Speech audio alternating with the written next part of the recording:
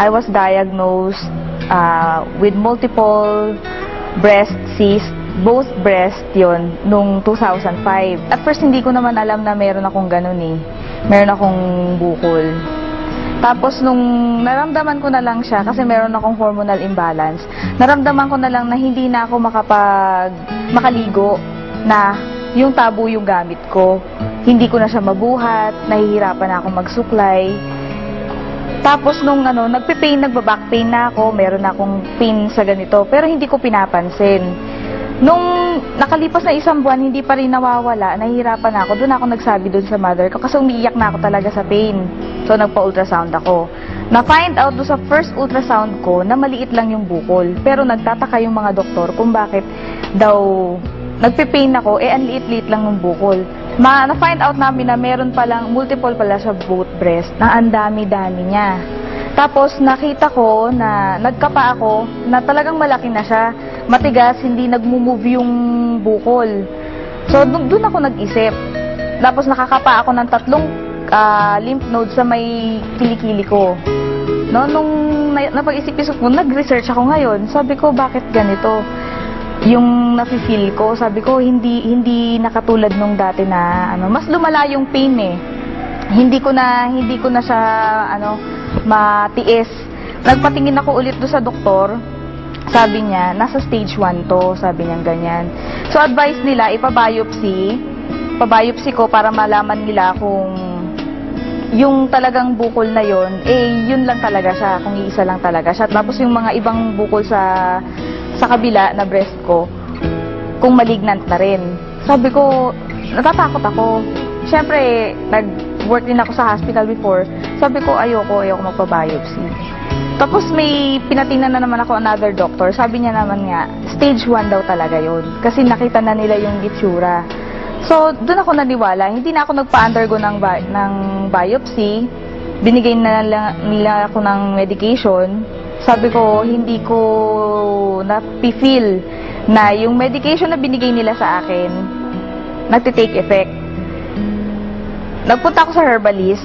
Binigyan niya ako ng mga products ng herbal, tapos yung nag-undergo ko ng 1 year na puro vegetarian diet lang. So binago ko yung lifestyle ko. Nakaigi naman yun sa akin, pero hindi pa rin lumiliit yung bukol.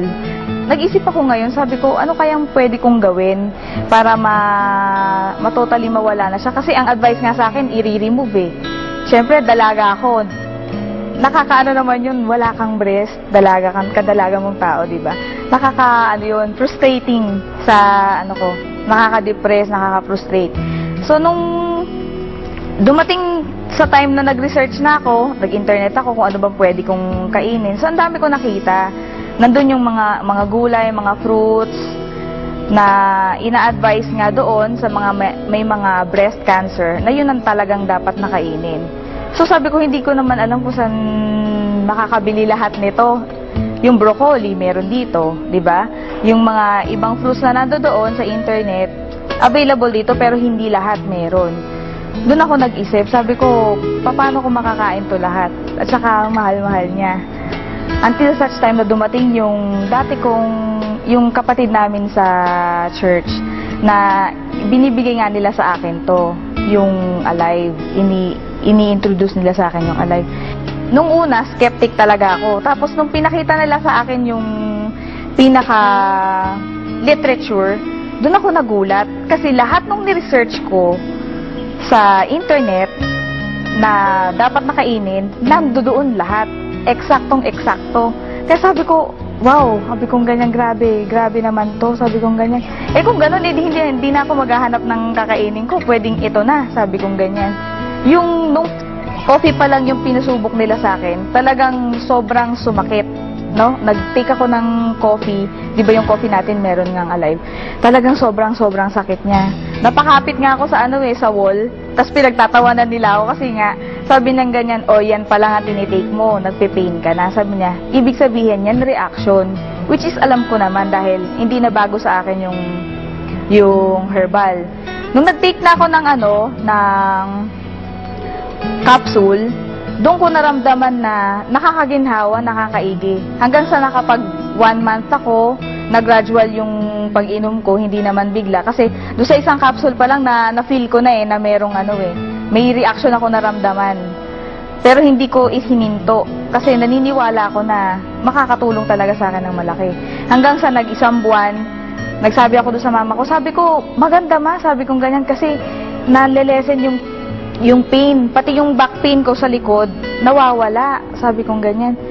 Tinuloy-tuloy ko hanggang sa nagpatingin ako, tapos kinapa ko siya ulit. Yung bukol, maliit na lang. For 2 months yun. Kasi na 9 capsules na ako eh. So, hanggang ngayon, continuous pa rin, tuloy-tuloy yung medication ko. Hindi ko tinitigilan yung Alive. So, ngayon, maliit na lang siya.